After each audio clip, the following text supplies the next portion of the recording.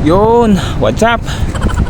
Another day, another street duty na naman tayo ngayon, mga boss amo at idol ko dyan. Dahil nga wala tayong kapalitan for today's video, alam na, 48 hours tayo ngayon, mga parikoy. Pero okay lang yan, kasi tayo magagawa dyan. Hindi naman natin pwedeng iiwan itong ating posting dahil isa yan sa sinumpaan natin tungkulin. Yan yung pinaka-struggle sa aming mga SG. Pag wala kang kapalitan, automatic yan. So yun, what's up mga bossing idol? Dahil street duty nga natin, so pansamantala muna tayong umuwi ng ating barracks para kumuha ng ating mga gamit. Tapos ko nga mai-ready lahat, ayan, kumuha nga ako ng talbos ng kamote.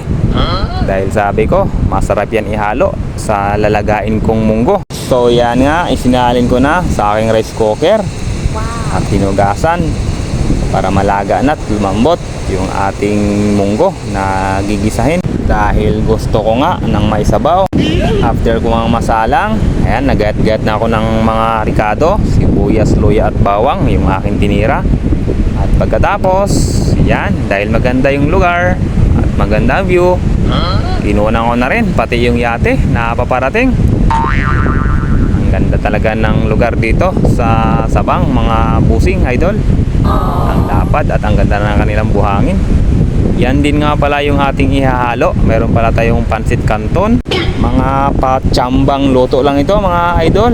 Ang importante, mahalaga, makakain tayo at may laman yung ating sikmura. Yan lang naman yung mahalaga sa ating mga Pinoy, kahit anong klaseng style ng pagluluto. Basta't mailuto lang ng maayos, goods na yan. Dahil naisalin na natin yung munggo na nilaga natin, yan, sinunod ko na yung mantika at ating papainitin.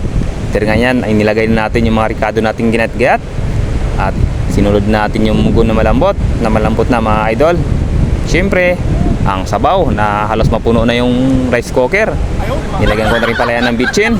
Nag-add lang pala ako mga idol ng kaunting bitchin lang dahil malasa na yung ihalo nating sabaw ng paksiw ng tulingan, yung tira nating ulam kagabi. Bahala ko pa nga sanang itirito yung laman ng tulingan para ihalo dyan sa aking ginisang munggo, pero tinatamad na tayo.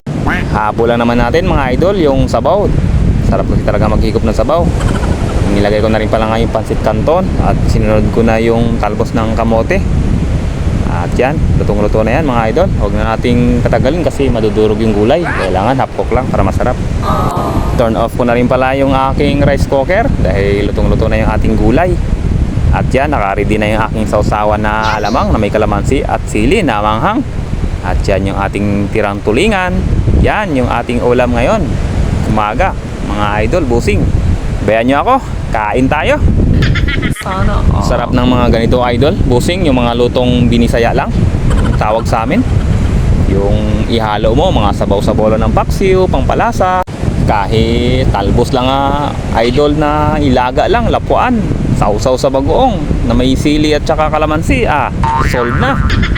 Salamat nga pala sa inyong laging pagsuporta mga busing idol at sa mga bago kong followers.